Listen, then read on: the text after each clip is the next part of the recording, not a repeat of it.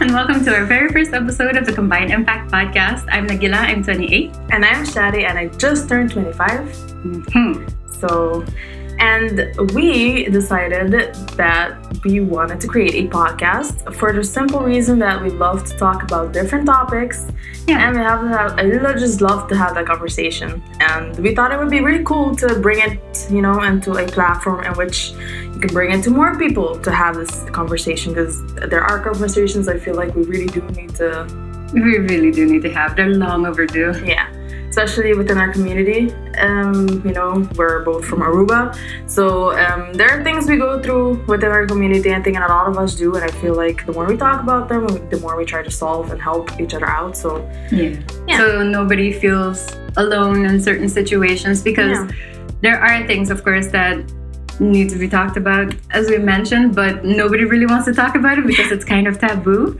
And we find ourselves talking about all of these things all the time, out in the open and private. And then we thought, why don't we capture this and then put it out there and invite other people to join in on the conversation. So here we are. Yeah, exactly. Here we are. And to start off our podcast journey, we decided to pick a topic that we thought, one, fits in really well with the current times we're in, but also because it's something both of us kind of go through or have went through these past few years, and I think hits close to home. So I felt we felt like it would be a really interesting conversation to have, and that is quarter life crisis. Yes, just in time for Shadi's 25th birthday. Yeah, so. That was. I only had one breakdown, so I think this week, you mean? This week, yes. Oh, okay. So it was very that quarter life crisis hit very prominent.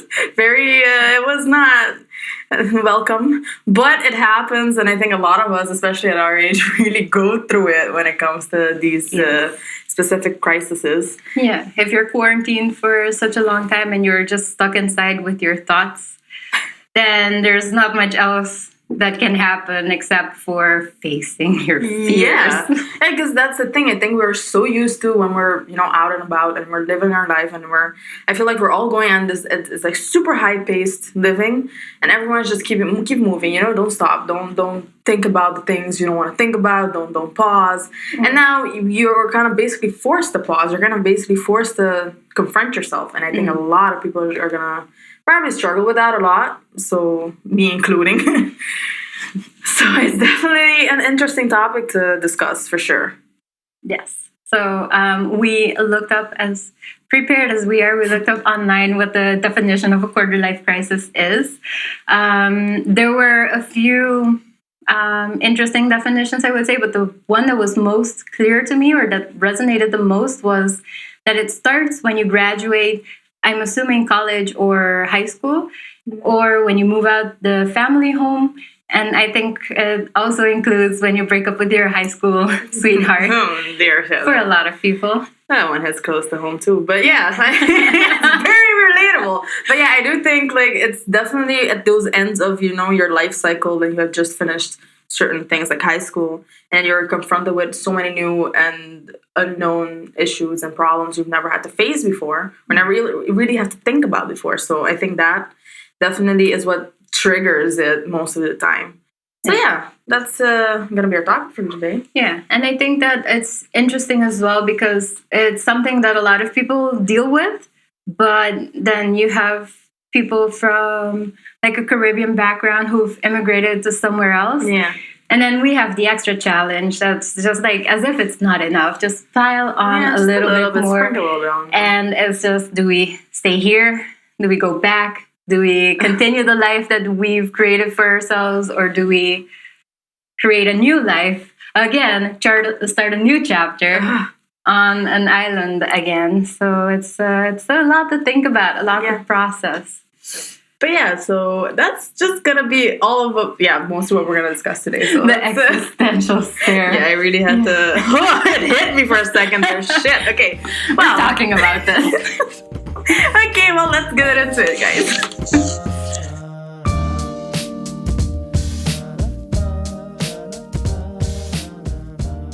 Before we even start, I feel like we should probably acknowledge some of our privilege, a lot of our privilege, which is basically that we get to have a quarter life crisis. Yeah. In itself. Because some people don't have the same opportunities that we do. No. Some people don't get to choose if they want to go to college or not, if they want to go to the Netherlands or the US. They just, the day that they were born, it was already decided for them, you're staying and you're working for my company after you're done. Or you just don't, Or maybe something happens that delays your plans to go somewhere else in the first place, and then you're stuck.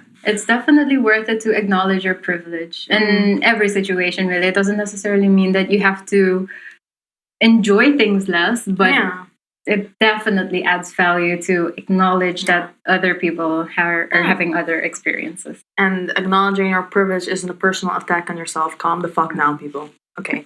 But anyways, continuing. So, yeah, I think what we can definitely discuss while talking about this quarter life crisis, is especially those pressures surrounding it, first of all. Okay. Like, you finish high school, right? And your life is technically already planned out for you in a way, or you're already expected to do certain things to be successful, right? You're supposed to finish high school. In our case, go to college, which means fly to another country. That is, like, how far are we from? I don't know the exact number of kilometers, but from the Caribbean to Europe. 10 hours in a freaking airplane. It's a lot. It's very far. It is really far. Like, it feels really far, especially in these days. It's like, oh my God, it's like it's a world away. It's not even. But yeah, so it's you come here. You're supposed to study, finish your school within the years you're supposed to finish, find the perfect job for you, what you've been training for your whole life, technically, and start a family, And if you do not reach all of this, you basically, what I'm going through right now, I have not accomplished any of those milestones yet, so. Well, you have 5 years, Shadi. Oh my God. Stop. No pressure. Yeah, so basically, if you don't reach all these milestones you're supposed to reach, you really easily start to think, oh my God, what is wrong with me? What is going on? Because it's such a... I don't think people understand how much pressure you put on people, like when you literally write their whole life story for them within like a few years. Set a timeline for them. Yeah. Because when you set timelines for people, you just end up... When you don't succeed as is supposed to be, you're going to end up questioning yourself. But also, as nobody talks about it, then you feel really isolated because you're thinking that you're the only person who is straying so far off of that timeline that was preset for you. And especially, so say if you have a class of, I don't know how big your classes were, but mine were like 300 students, let's say. And then you see that all of them are graduating and you were supposed to be at that graduation ceremony. And so many people are posting about it on social media, but you're the only one who hasn't yet. And then all of that pressure and not really talking about it and feeling isolated. So you just pull yourself back from other people even more. And it's just that feeling of shame. Yeah. I think that especially that is the most important. Like, the feeling that shame just like stops you from seeking help. It stops you from like talking about it. It stops you from, because nobody wants to feel like a failure. Because we also as a society kind of condemn that as well. We condemn failure. We condemn, oh my God, you're not supposed to. You're supposed to be successful no matter what. You can't talk about your failures. You can't talk about the things you still need to fix about yourself. But that's because they never told us about all of the other stuff that might happen. They've only been telling us about the beautiful things, how awesome your 20s are, and how carefree you can be, and all that stuff. Yeah, exactly. It's especially that. I think it's just this romanticizing these years. And I think that leads to just basically pushing the bad stuff under the rug, sweeping it under the rug, And we go into this in our early 20s with all these beautiful expectations of, oh, this is what life is gonna be, amazing. Like, I'm gonna get the party as much as I want. I could, school's gonna be a breeze. Because admittedly, high school was a breeze for me, but same. But they don't tell you how much more difficult university is gonna be. Yeah. But So- I think it might just have to do with the differences between the generations, because we Yeah. were brought up by people from the generation before us, and for them it was different. Maybe for them it was easier. Who knows? And they've been preparing us for the life that they had. Yeah. When in fact it's a completely different life to what they had. Yeah, it is, because the reality is, as much as our parents, as much as the generation before us prepared or tried to prepare us for the future, they raised us for a world that no longer exists. Yes. They very have true. raised us for a world of the past. That is in the past. We no longer live in those circumstances anymore. And because of that, I think it's so hard, because nobody knows what to do now. Like, we don't know how to raise They ourselves also don't now. know. They didn't know exactly how to prepare us for this. So now we're left to our own devices, Mhm. which means, I guess, everything we try to learn now, we learn via, for example, the internet. Yeah. And there is a lot of information out there, first of all. And a lot of misinformation Yeah. as well. So it's like nobody really knows what they're doing in a way, Mhm. but yet we're expected to like pretend that we do know what we're doing. Because nobody talks about it. Yeah, exactly. Nobody opens their window and shouts, I have no idea what I'm doing with my life. Wouldn't that be great? Well, yeah, but I think that's the thing. Like, I think we just like expect, we're just expected to just continue on and do whatever we need to do to, you know, be okay about it. But when I look back at these past 7 years of my life that I've moved here and lived here, I thought I was gonna be spending most of my time on school, right? Because that's what you're supposed to do. But I spent most of my time literally discovering and rediscovering myself, literally having to break myself down completely to, you know, my core, and build myself up again, because I had gone through so many different things that forced me to do that and forced me to put my school in the back burner, basically. And in the long run, that was the best thing that I could have done, is, you know, first take care of me, so that I can actually be able to and have the tools to continue. But because you're in this pressure of, oh no, why haven't you finished school yet? Oh no, why are you taking so long? Questions. Yeah, the constant questioning of why aren't you where you're supposed to be, basically. And that added to me feeling, you know, all this shame and all this like, oh, but I guess I'm doing something wrong. Clearly, you know?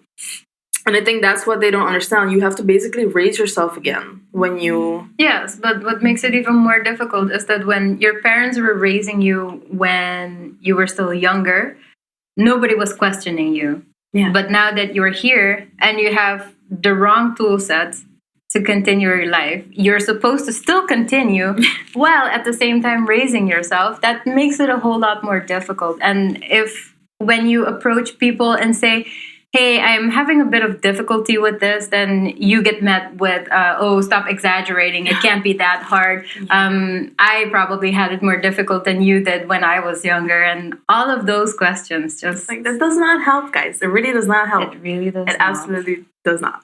And I think another thing that adds to all of that, like, inner turmoil. Even more. Even more. I think also because we live in a generation in which social media plays more of a role than older generations. And I think the thing is with social media, it can be a beautiful thing to have. It can connect us in so many different ways. Like, we can discover things and worlds that we've never even knew about.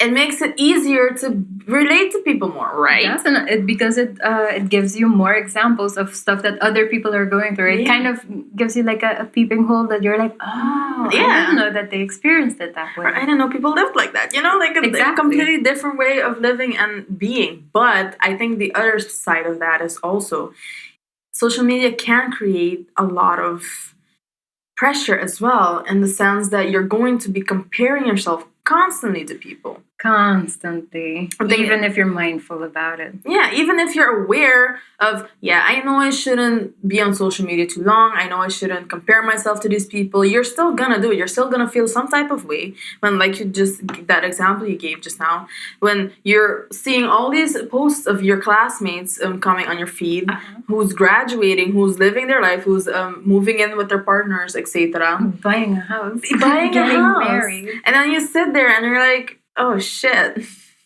what the fuck am I doing wrong? Yeah. What is going on? And then you really start to question yourself. You really start to question your worth, basically, Totally, at some point. Because you're like, there's clearly something that's wrong with me if I can't be there at the same level as they are at their age. But we forget there are so many factors that go into why there are those differences within, even if you're the same age.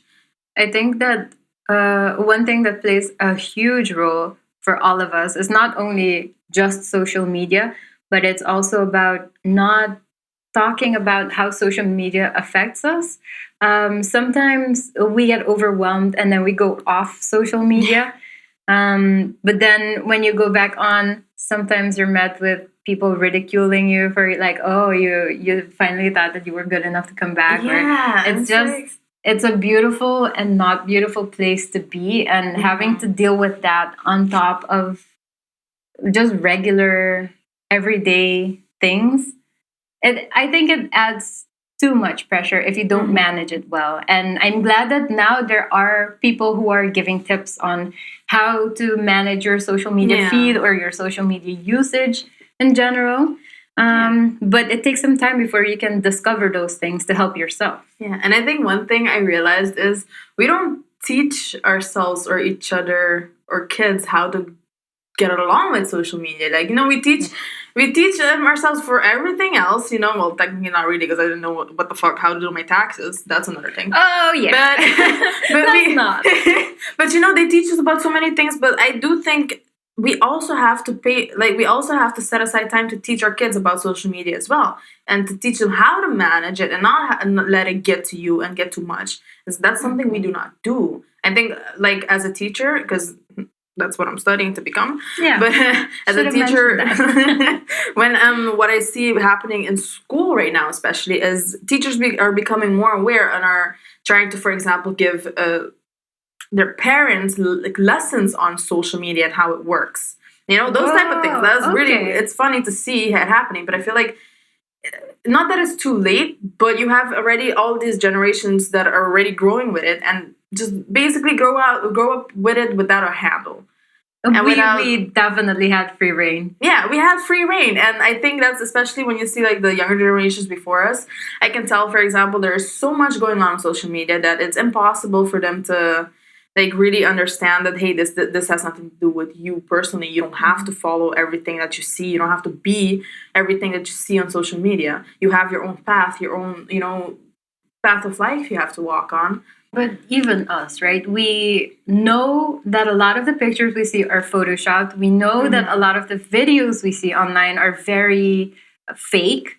But still, with that knowledge and with the extra knowledge of knowing how it quote unquote should be, or actually is, it's we still are affected by it. Yeah. So I think even with really good social media management for yourself, and even with all of the information at our disposal, it's still difficult to not be affected by it. Yeah, it really is. It really is. That's just simple. That's just simply the truth. It does affect us. Yeah.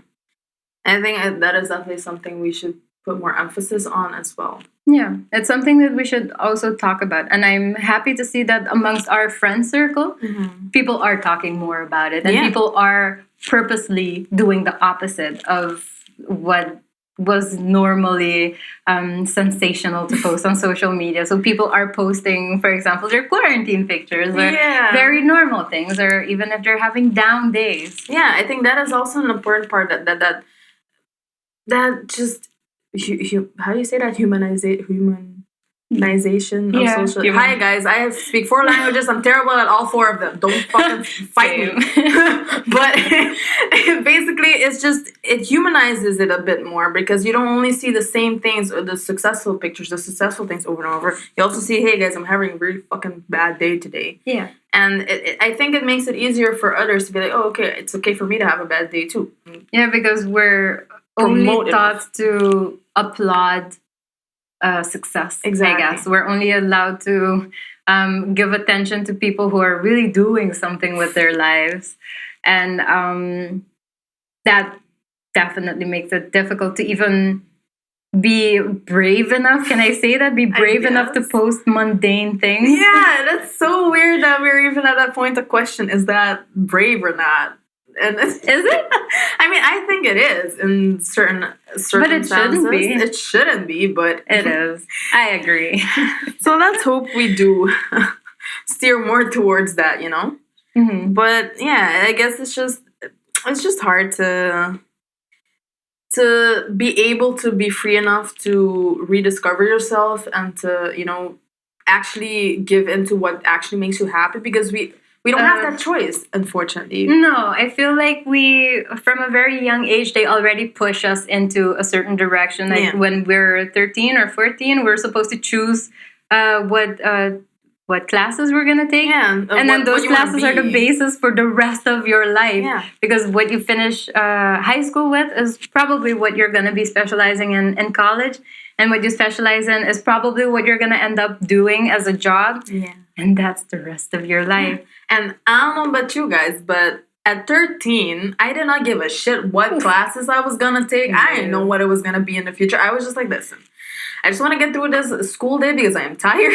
I was already tired at 13. But like I was more stressed about okay, do people like me or not? Do I have friends or not? Are my friends talking about me behind my back? Which they all were, but yeah. High school, it was a whole other playground. High school was high school. But exactly, like at 13, you're not thinking about what am I gonna be for the rest of my life? No, you're thinking about the mundane, like everyday things, because that's how teenage brains work. And then, but we're still expected to know at that age. Well, we're just pressured into specializing already. And usually, it's not even what we want; it's what our parents want. Yeah, because we don't know what we want, our parents choose for us. Yeah. And again, it's the path that they choose. It's the timeline that they choose. That they set for you. So your timeline, your path was already chosen for you. And by the time we grow up and, you know, we come here and we start specializing in whatever we want to do, we realize, actually, this isn't what I want. This isn't right for me. But it's sort of too late, or it's sort of,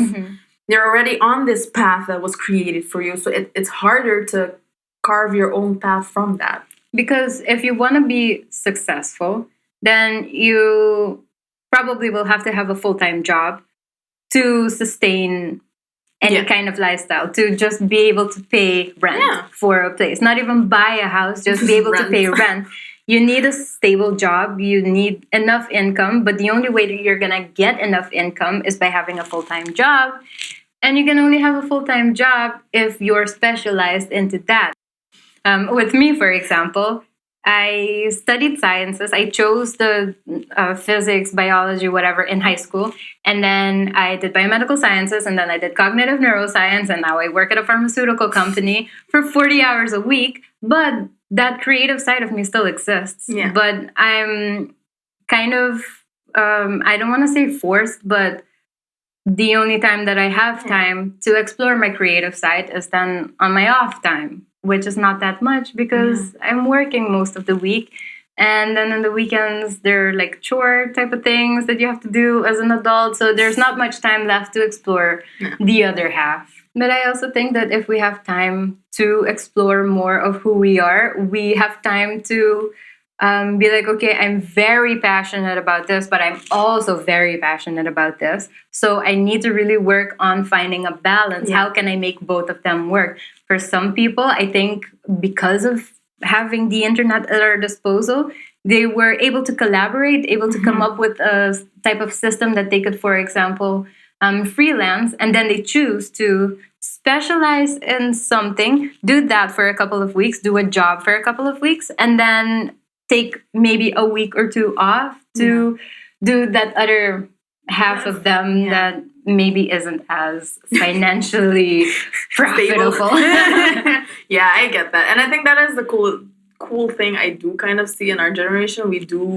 I think we have that, we are braver in that sense that, you know what, no, I want to do what I want. I want to do what makes me feel happy and screw the system. Yeah, and we find ways to do it. Yeah, exactly. And it's just, society doesn't make it easier, but I still see people really trying, and I think that's very good to see. And I also see people that progress. Yeah, definitely that progress, and also supporting each other. Yeah. Because where we said that you're basically left to raise yourselves, but we are here to help raise each other. Yeah. We're here to help like our friends in their process, but there's also so many resources online. Yeah. So that is an upside. And another thing I think that a lot of people don't give enough credit to is therapy. Oh, like man. in-person therapy, the way it's existed for a long time. Go to therapy, guys, please. Go to therapy. Everybody go to therapy. Everybody needs to go to therapy. It is important. It's not only for people that are like really about to lose their minds like mentally. It's a tool. It's a learning everyone. tool. It's helpful. Do it. Is there anything else that you really thought like, wow, looking back, I'm really glad that happened or that I had that in my life to help me? I think I was very lucky with the people I had in my life. I was very lucky with the friends I had. I had the right friends. And I had the right friends that pushed me and that wasn't afraid to tell me, hey, you're being irrational right now, or that weren't afraid to just be there for me when I really needed it. And I think that really helped me just progress in a way, because having a form of someone to lean on, people to lean on really helps you.